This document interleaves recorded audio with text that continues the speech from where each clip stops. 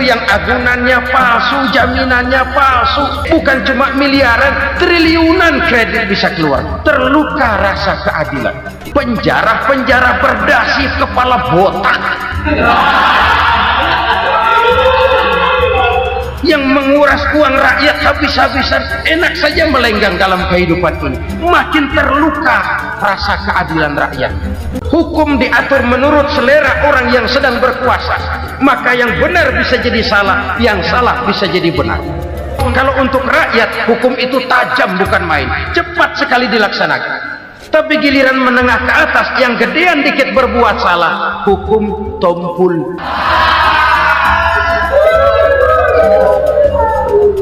Wa ma hakamu bighairi ma anzalallah illa fasha fihimul faqru. Kalau hukum yang diterapkan sudah menyimpang dari keadilan yang diajarkan Allah, bertebaranlah kemiskinan di mana-mana.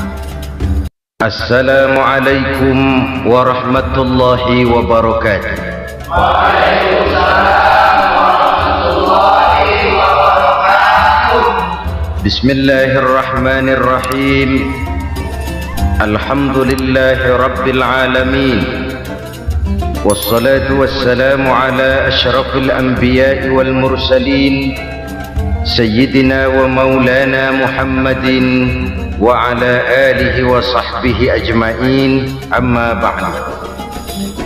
Saudara-saudara kaum muslimin rahimakumullah, sebagai bangsa kita tengah menghadapi berbagai bencana, baik di bidang ekonomi maupun di bidang politik. Adalah potret kehidupan sehari-hari.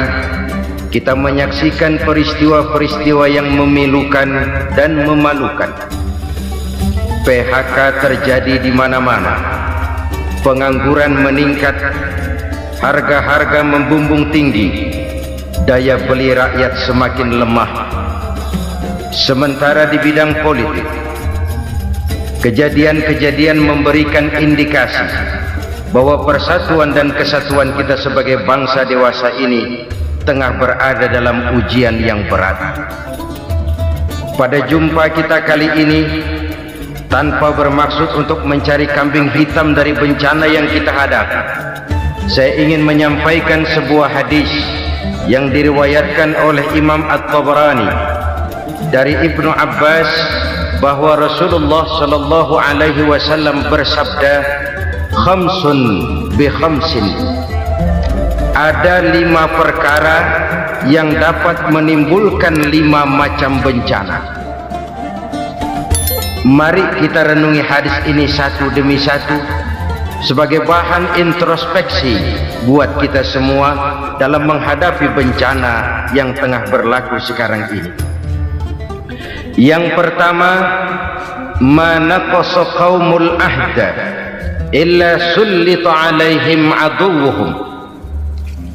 Apabila suatu kaum sudah mengingkari janjinya, maka mereka pun akan dikuasai oleh musuh-musuh mereka. Sederhana saja nampak kalimat dalam hadis ini. Apabila orang sudah mengingkari janji, mereka akan dikuasai oleh musuh-musuh mereka sendiri. Dan musuh kita yang paling utama saat ini adalah kemiskinan dan kebodohan. Kenapa itu terjadi? Karena kita mengingkari janji kita sendiri. Di saat awal-awal berdirinya Orde Baru, kita pernah berjanji untuk melaksanakan Pancasila dan Undang-Undang Dasar 45 secara murni dan konsekuen. Kita berjanji bahwa kita akan menegakkan pemerintah yang bersih dan berwibawa. Itu semua pada permulaannya. Waktu demi waktu berjalan, kita lupa dengan janji yang kita ucapkan itu. Ketuhanan yang Maha Esa kita ucapkan, tapi kesetanan yang luar biasa yang kita lakukan. Kemanusiaan yang adil dan beradab yang kita dengungkan, tetapi kemanusiaan zalim dan biadab yang kita praktekkan. Sederhana saja saudara, hampir setiap pejabat pada posisi-posisi kunci, di awal-awal ia memangku jabatan itu, biasanya ia mengucapkan sumpah dengan lafaz demi Allah bahwa dalam melaksanakan jabatan ini saya tidak akan menerima hadiah atau pemberian dalam bentuk apapun. Itu pada permulaannya. Lama-lama rupanya hadiah itu asik juga, mulai diterima. Lama-lama dirasa kurang, mulai menagih, dan akhirnya terjadilah praktek yang disebut suap menyuap, semir menyemir, dan lain sebagainya. Kalau ini sudah menjadi kenyataan, bagaimana kita mau menegakkan pemerintah yang bersih dan berwibawa? Undang-Undang Dasar 45 menyatakan bahwa bumi, air, dan seluruh kekayaan negara dikelola oleh negara bagi sebesar-besar kemakmuran rakyat. Yang terjadi adalah bahwa kita merasa mewakili rakyat untuk menikmati harta dan kekayaan negara, sehingga rakyat banyak tidak bisa ikut menikmatinya. Menumpuklah harta itu sehingga terjadilah pepatah, gunung ditimbun, sumur digali. Yang kaya semakin kaya, yang miskin semakin terpuruk. Kita ingkar dengan janji yang kita ucapkan di awal-awal kita bergerak. Kita ingkar dengan janji pada saat kita mengatakannya dengan menyebut nama Allah, dengan mempertaruhkan nama Tuhan, sehingga pada akhirnya jabatan pun mengalami tender. Sudah menjadi rahasia umum. Orang mau jadi lurah mesti mengeluarkan uang, mau jadi camat mesti mengeluarkan uang, mau jadi wali kota, bupati, bahkan gubernur, itu ada pasarannya. Secara logika, kalau orang memperoleh satu jabatan karena banyak mengeluarkan uang, tentu pada saat ia mengeluarkan uang, ia sudah punya pemikiran, modal pasti pulang, modal pasti kembali. Kalau orang memperoleh suatu jabatan karena banyak mengeluarkan uang, maka langkah pertama yang dia lakukan setelah memangku jabatan itu ialah bagaimana uang bisa kembali, bagaimana modal bisa pulang. Kalau modal sudah pulang, pikiran berikutnya bagaimana supaya dapat untung. Lalu kapan mau bekerja untuk kepentingan rakyat? Itu nomor 18. Kemudian kalau ada proyek-proyek besar, pertanyaannya ialah bukan apakah proyek ini bermanfaat bagi rakyat, apakah proyek ini layak untuk diteruskan, tetapi yang jadi pertanyaan paling utama ialah bagian saya berapa duit dari proyek ini. Kita bisa lihat proyek mega proyek lahan 1 juta hektar di Kalimantan Tengah, triliunan rupiah, dan proyek itu gagal. SD Impres bulan ini diresmikan, bulan depan retak. Jembatan-jembatan bulan ini gunting pita, bulan depan runtuh. Kita ingkar dengan janji.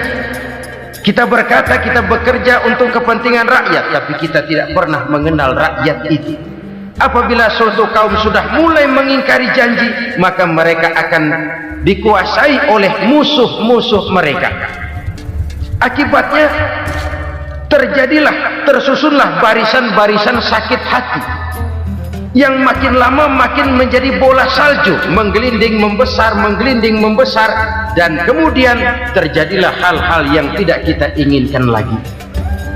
Apabila suatu kaum sudah mengingkari janji, maka mereka akan dikuasai oleh musuh-musuh mereka. Ini penyebab bencana yang pertama. Kita tidak konsekuen. Tadinya kita dengan lantang teriak-teriak berantas korupsi, ganyang korupsi. Pada waktu kita belum mendapat kesempatan. Setelah kita naik punya kesempatan, rupanya korupsi enak juga dirasa. Terjadi pergeseran nilai, orang luntur, kehilangan idealisme awal. Lalu untuk menghibur diri, menutup kesalahan, kita gunakanlah pepatah bahwa tidak ada gading yang tak retak, bahwa kita harus mikul dhuwur mendem jero. Itu semua cuma sebagai dalih agar kesalahan kita tidak dibicarakan orang lain. Padahal kita sendiri yang mengingkari janji. Kita yang keluar dari komitmen awal kita. Kita berjanji melaksanakan Pancasila dan Undang-Undang Dasar 45 dengan murni dan konsekuen. Kita berjanji untuk menegakkan pemerintah yang bersih dan berwibawa. Namun dalam kenyataannya itu tidak kita laksanakan dengan sebagaimana mestinya. Kita bergeser, kita mengalami proses degradasi, peluncuran nilai, dan akhirnya terbentuklah barisan-barisan sakit hati yang semakin lama semakin membesar itu. Kita harus introspeksi. Memang kalau zaman sedang susah, biasanya kambing hitam laris, tukang kompor gentayangan. Itu dari dulu selalu mencari kambing hitam. Karena itu kita tidak bicara orang, kita tidak bicara siapa yang salah, kita bicara sistem, dan sistem itu bisa mengena siapa saja. Kalau orang sudah mulai mengingkari janji, bergeser dari komitmen awal, itu sudah mulai ya mengalami proses peluncuran, proses degradasi. Ini penyebab yang pertama. Kita tidak lagi konsekuen bahwa bumi, air, sumber daya alam adalah milik negara, dikuasai oleh negara, digunakan bagi sebesar-besar kemakmuran rakyat. Ternyata rakyat yang makmur itu tidak merupakan gambaran yang menyeluruh dari rakyat kita. Undang-undang dasar kita menganut ekonomi kekeluargaan, tapi yang kita praktekkan adalah ekonomi keluarga. Kalau bukan keluarga nggak dapat proyek, kalau bukan keluarga nggak dapat macam-macam. Kekeluargaan kita rubah menjadi keluarga, timbullah penyakit nepotisme. Kita bergeser, kita ingkari janji, dan kita anggap kita atasnamakan rakyat. Rakyat cuma sekedar jadi adres, rakyat cuma sekedar jadi alamat, tetapi kehidupan mereka tidak banyak berubah dan tidak banyak terangkat. Kaum muslimin rahimakumullah, ini penyakit yang pertama, penyebab bencana yang pertama. Yang kedua, kata Nabi, wa ma hakamu bighairi ma anzalallah.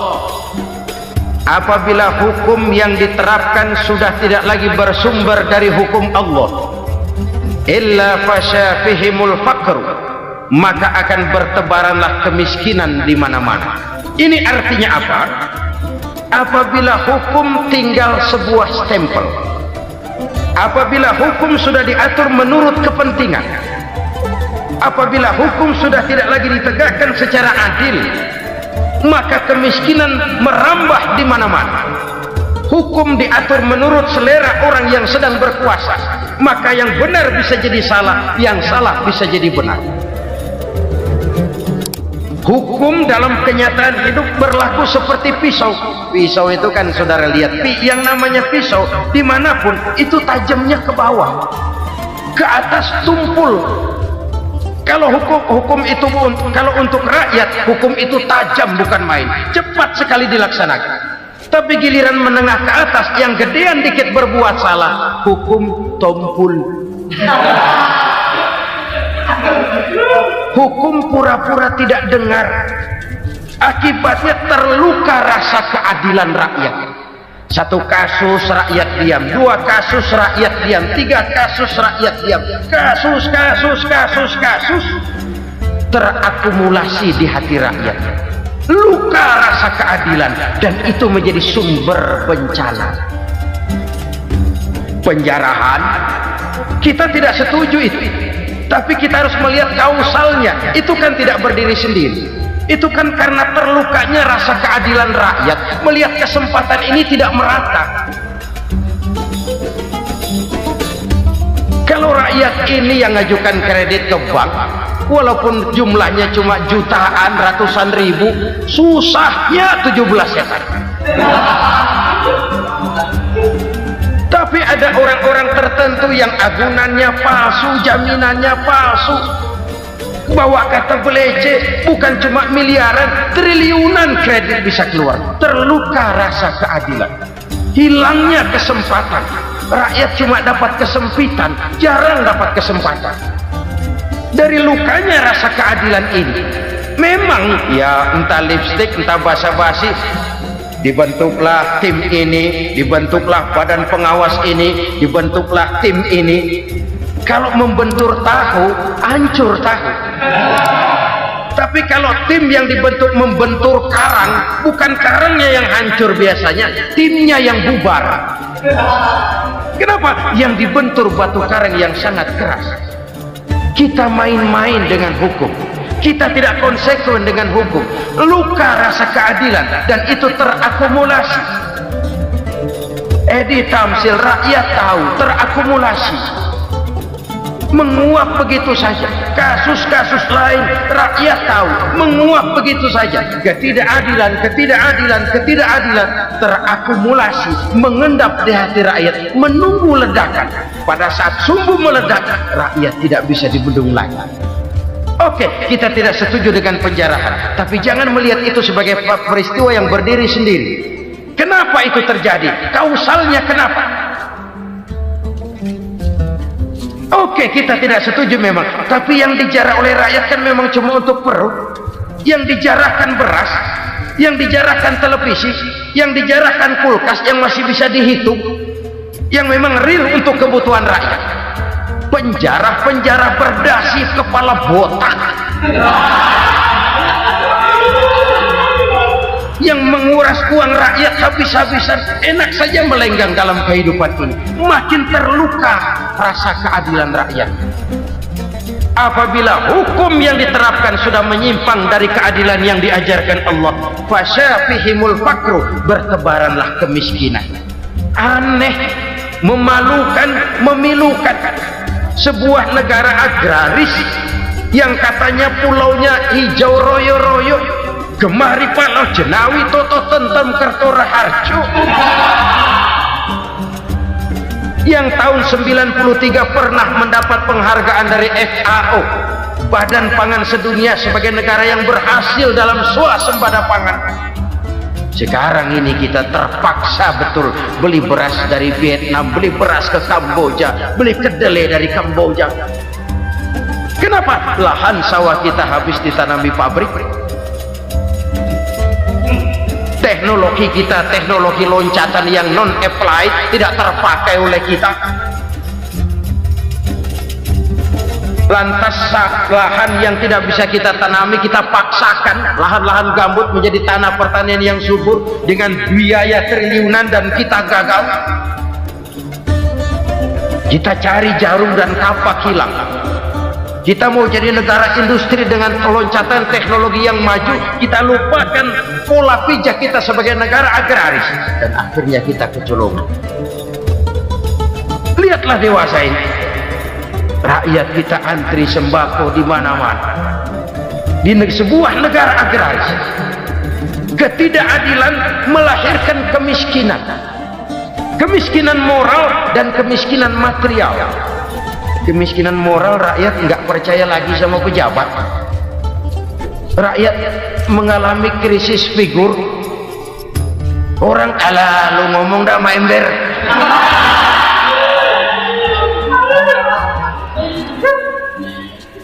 Penataran yang menghabiskan biaya miliaran itu melahirkan pejabat-pejabat korup. Pengawasan yang menghabiskan biaya miliaran itu ternyata impoten, mandul. Kemiskinan moral.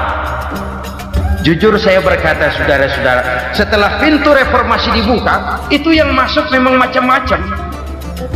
Ada yang memang punya tujuan murni, konsekuen, dan punya konsep.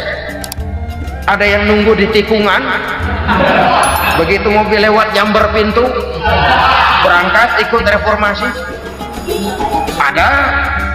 Ada yang memanfaatkan momentum, mumpung, untuk nyampein unek-unek, ngerti nggak, pokoknya ngomong. Sehingga keadaan semakin rancu, kebingungan semakin menjadi-jadi, masalah yang paling urgen tidak terselesaikan.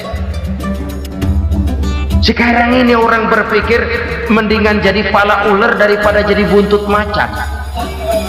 Buntut macan memang hebat macan, tapi kalau buntutnya cuma ugel-ugel di belakang buat apa? Mendingan jadi kepala ular kecil juga nyaplok. Artinya ya biar kecil juga kalau punya partai kan gagah. Lalu rame-rame bikin partai kayak bikin arisan. Orang makin mengalami dislokasi. Semua mau jadi pahlawan, semua mau nomor satu, semua ngomong iya kalau bidangnya, kalau bukan makin rancu. Marilah lewat kesempatan ini saya mengajak kita untuk tahu diri. Biarkan politisi ngomong politik, biarkan ekonom menata ekonomi, biarkan praktisi bicara soal hukum, biarkan rakyat munajat, istighfar, mohon pertolongan Allah. Tahu diri kita. Kalau memang ayam, kukuruyuk aja dah. Kalau memang kucing, ayo ngeong. Kalau kambing, silahkan ngembe. Udah tahu ayam, ngeong bunyinya. Suaranya palas, orang nggak ngerti, bingung, makin menjadi-jadi. Ibarat kesebelasan sepak bola bangsa kita sekarang ini, rame-rame mau bikin gol, kiper ikut nyerang sekarang. Memilukan dan bahkan memalukan. Wa ma hakamu bighairi ma anzalallah illa fasyafihimul fakru. Kalau hukum yang diterapkan sudah menyimpang dari keadilan yang diajarkan Allah, bertebaranlah kemiskinan di mana-mana.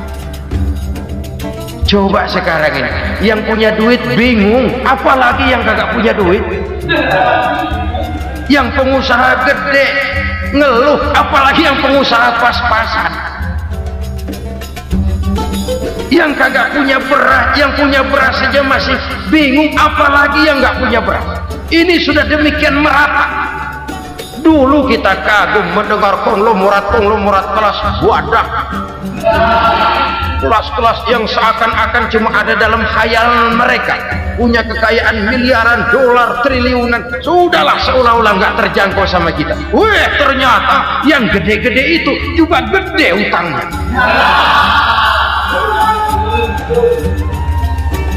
Dan rontok satu demi satu. Ternyata rakyat selama ini cuma dialamatkan, cuma dijadikan address. Rakyat yang tidak banyak ngerti persoalan ini harus menanggung hidup ini begini berat, harus menanggung beban hidup ini begini tinggi, daya beli semakin lemah, semakin terpuruk dan terpuruk, sedang keadaan belum juga banyak berubah. Yang hutang sama luar negeri itu kan bukan rakyat kecil, Ciano. Yang banyak nyimpen dolar juga kan Ciano. Rakyat kecil bocah kampung mah jangankan nyimpen dolar, ngelihat juga tumben.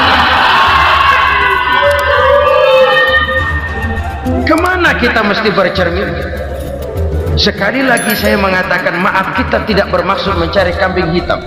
Karena itu kita tidak bicara orang, kita bicara sistem, kita bicara keadaan. Beginilah yang dikatakan Nabi, penyebab timbulnya bencana, hukum yang ditegakkan tidak lagi berorientasi kepada keadilan, tapi berorientasi kepada kepentingan. Akhirnya bentuk hukum seperti pisau, tajam ke bawah, tumpul ke atas.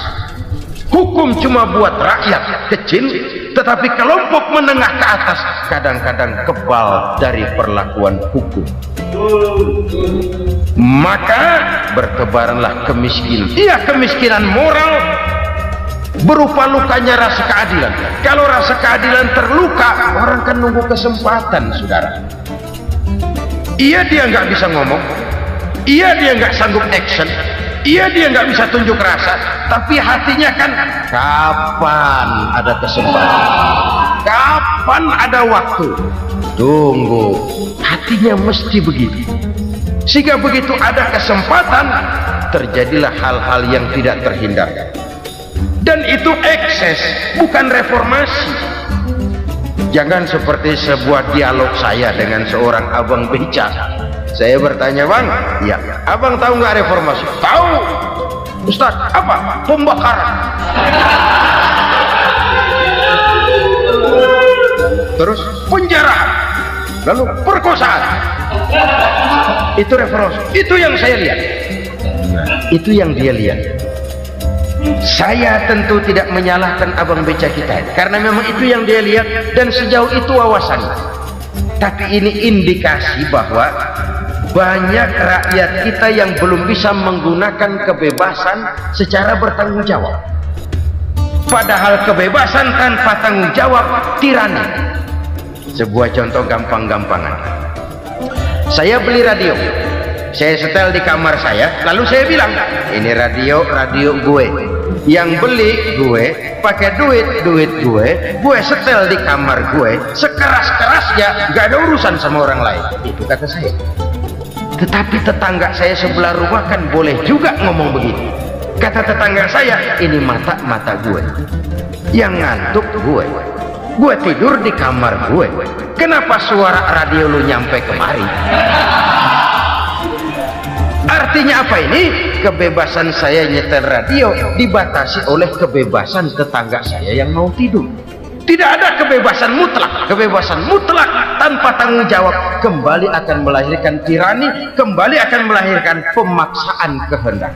Dan itu lagi-lagi bukan demokrasi. Saudara-saudara kaum muslimin rahimakumullah.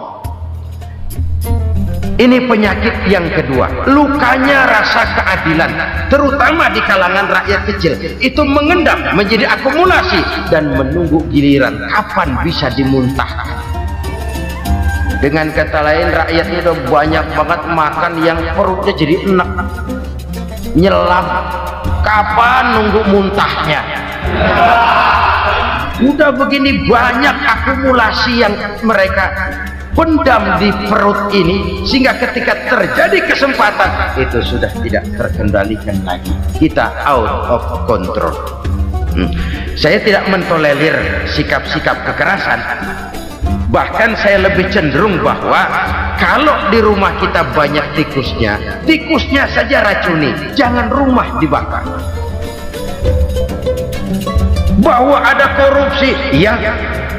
Ada kolusi, memang. Ada nepotisme, tentu. Tetapi tikusnya saja racuni, jangan rumah dibakar. Masa mau ngusir tikus bakar rumah? Tikusnya lari, tikusnya selamat, rumahnya ewes-ewes.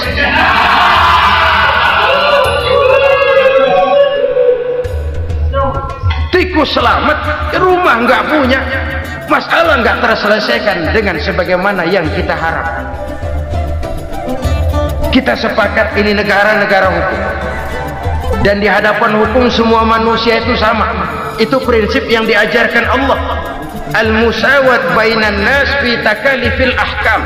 Semua manusia sama dalam berhadapan dengan hukum Allah Subhanahu wa ta'ala. Kalau hukum sudah pandang bulu, itu jelas yang enak yang banyak bulunya. Siapa yang banyak bulunya? Monyet. Kalau hukum pandang bulu, monyet keenakan. Saudara-saudara kaum muslimin rahimakumullah, introspeksi. Mari kita bercermin bagaimana perjalanan hukum selama ini. Kalau introspeksi ini kita temukan, lalu ada upaya untuk memperbaiki diri. Jangan menggunakan tak ada gading yang tak retak, mikul duwur mendem jero untuk menutup-nutupi kesalahan orang. Padahal kesalahan itu sedemikian besar. Padahal rakyat kita tiap hari antri sembako.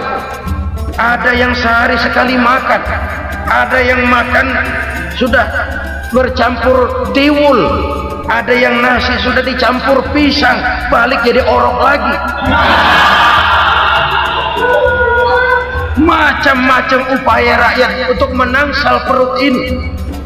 Lalu rakyat ditenang-tenangkan, lebih baik puasa Senin Kemis sambil menghadapi krisis ekonomi. Kenapa rakyat yang disuruh puasa? Kenapa bukan pejabatnya yang puasa lebih dulu untuk kemakmuran rakyat? Kalau rakyat yang memang perutnya udah gepeng disuruh puasa, makin krempeng perutnya. Artinya pejabat harus punya sense of politics. Ya tidak, puasa itu kan tidak cuma Senin Kemis saja. Puasa itu puasa perasaan, puasa menghargai perasaan yang sedang kondisi yang sedang dihadapi oleh rakyat. Bagaimana rakyat yang tengah antri sembako melihat pejabatnya lewat dengan mobil yang harganya sampai 1 miliar. Oh, inilah pemimpin saya. Luka lagi rasa keadilannya. Kita tidak tengah rasa. Puasa dalam artian itu pun akan menolong menegakkan semangat kebersamaan, membentuk semangat kebersamaan. Saudara-saudara kaum muslimin rahimakumullah, penyebab bencana yang ketiga dikatakan oleh baginda Nabi, wala dhaharat fihimul fahishatu illa fasha fihimul maut. Apabila kekejian telah merajalela, maka maut bertebaran di mana-mana. Kita renungi butir kalimat dalam hadis ini. Apabila kekejian telah merajalela, maut bertebaran di mana-mana. Begitu murah arti sebuah kehidupan. Penjarahan untuk hal-hal yang kecil tapi sampai mengorbankan nyawa. Apabila kekejian sudah terjadi di mana-mana, maut pun bertebaran.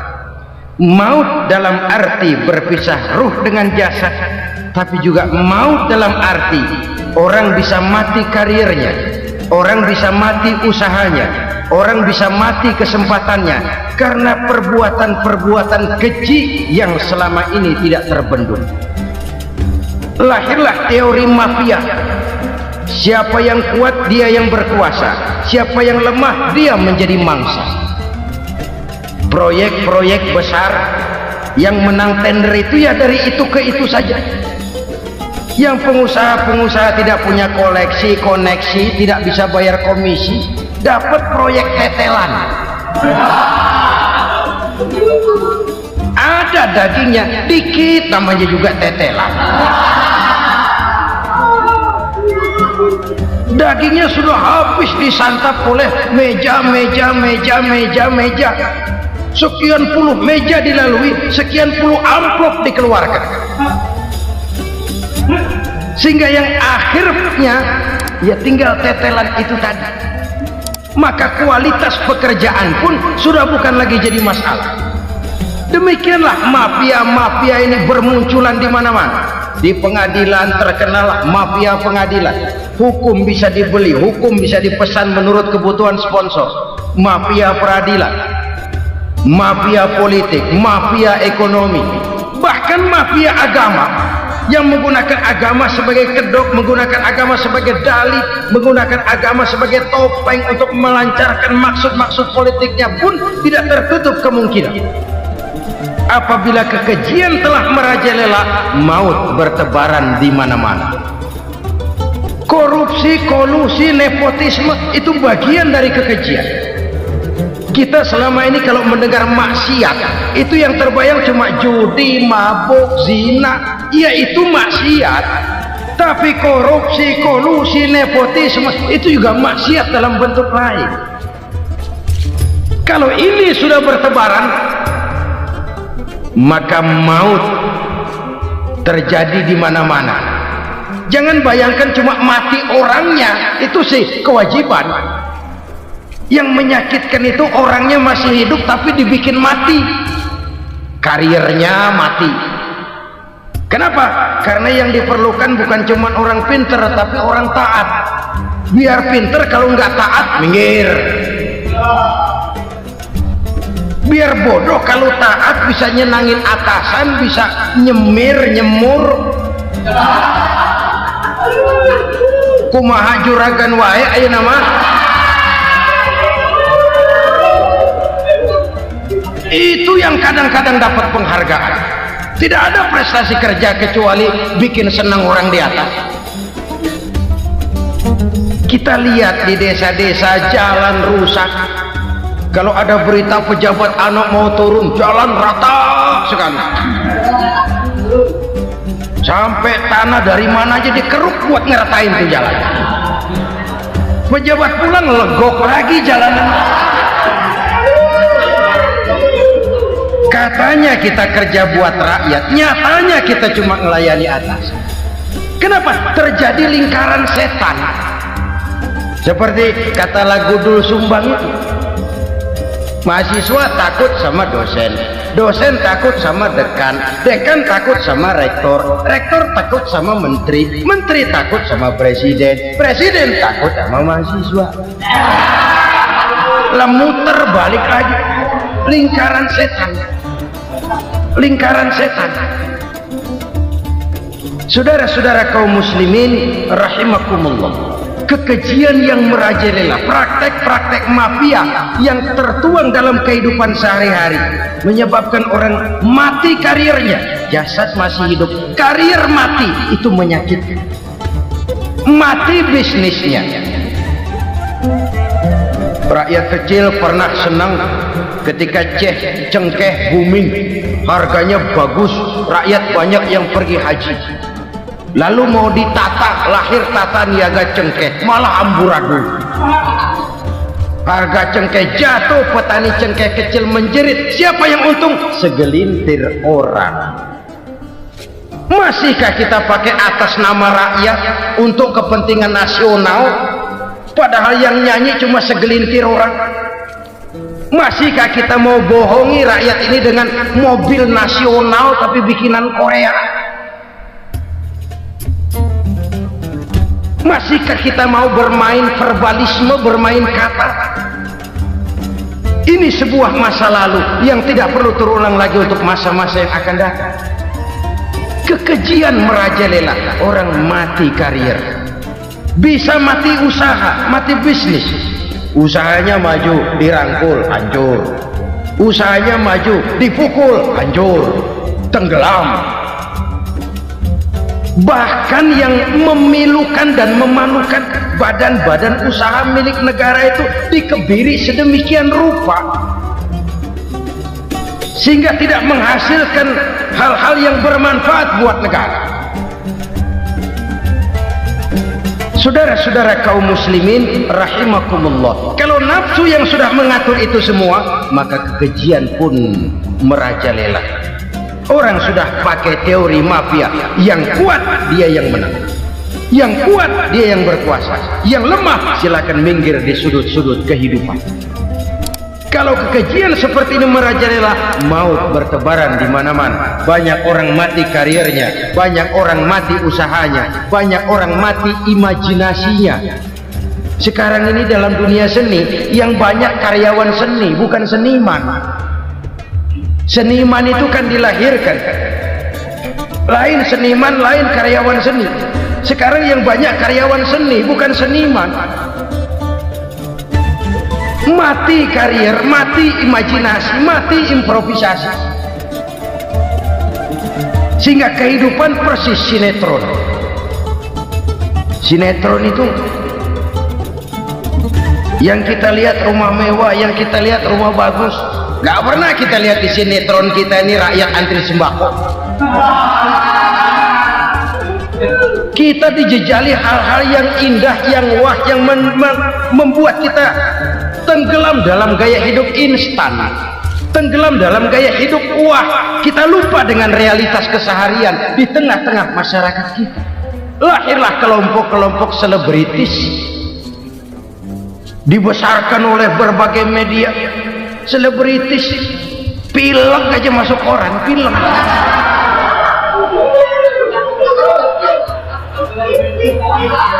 Rakyat yang pingsan antri beras nggak masuk koran. Rakyat yang semaput antri minyak nggak masuk koran. Selebritis panok masuk koran.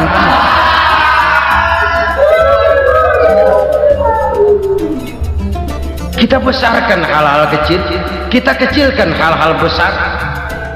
Karena apa? Kita mengejar oplah, kita profit oriented, tidak lagi berorientasi kepada realitas hidup yang kita hadapi ini. Kalau kekejian sudah merajalela, kata Nabi, maka maut bertebaran di mana-mana. Maut dalam artian maut, coba lihat sekarang begitu murah nyawa. Karena 1000 perak orang mau nusuk bunuh, karena beras seliter orang khilaf. Begitu murah kehidupan. Tapi kekejian dalam bentuk korupsi, kolusi, nepotisme, kekejian dalam bentuk itu mematikan karier, mematikan bisnis, mematikan imajinasi, mematikan kreativitas. Itu juga maut dalam bentuk lain akibat kekejaman lain. Ini penyebab yang ketiga. Yang keempat, penyebab bencana menurut baginda Rasul, wala tuffiful mikyala illa muni'un nabat. Apabila timbangan sudah dicurangi, maka tercegahlah tumbuh-tumbuhan. Apabila timbangan sudah mulai curang, maka terjadilah musim paceklik. Apabila bisnis sudah bergaya mafia tadi itu, kecurangan-kecurangan terjadi, tender di balik pintu, yang dimenangkan cuma kelompok-kelompok yang bisa memberikan presentasi yang besar, muni'un nabat, terjadilah paceklik. Paceklik, panen gagal, wereng, ya wereng, kemarau panjang, it's okay, air sulit, iya, tetapi kan semua itu ada yang ngatur. Kemarau ada yang ngatur, belalang itu ada yang ngatur, air itu juga ada yang ngatur. Yang ngatur itu yang serba maha. Kalau ia murka melihat kecurangan timbangan, Allah itu kalau murka kan gampang saja, tinggal komandoin balang, lang, hancurin pesawat, konvoy belalang, konvoy. Allah tinggal ngutik. Angin El Nino mampir lo ke Indonesia, hujan nggak turun-turun, kemarau panjang. Jadi kalau musim kemarau kan namanya anginnya El Nino. Kalau musim hujan anginnya namanya La Nina. Cakep namanya, kejem orangnya. Saudara lihat Cina sekarang sedang kena La Nina, banjir besar, ribuan orang meninggal. Dia mah ribuan mati kagak berasa, rakyatnya miliaran. Bangladesh lagi ngalami La Nina, India lagi ngalami La Nina. Angin, hujan, kemarau, belalang itu kan ada yang ngendaliin. Kuncinya bukan di belalangnya, kuncinya bukan di peredaran matahari berputar, kuncinya di atas yang mengatur semua itu. Kalau timbangan sudah mulai curang, pengusaha sudah nggak mau jujur, apa nggak bikin perut jadi mual. Begitu rakyat antri sembako pingsan nggak dapat beras, sementara beras ditumpuk-tumpuk sampai membusuk. Kemana hati nuraninya? Kemana akal pikirannya? Kemana mereka yang berbuat atas nama rakyat tapi melihat rakyat susah tidak tergerak hatinya? Saudara-saudara kaum muslimin rahimakumullah, sekian dulu jumpa kita kali ini. Mudah-mudahan yang saya sampaikan dari hadis riwayat Imam Tabrani ini menjadi bahan introspeksi buat kita semua. Tidak akan seorang muslim jatuh dua kali di tempat yang sama. Semua merupakan pelajaran untuk kita jadikan introspeksi guna menata hari esok yang lebih baik daripada hari ini.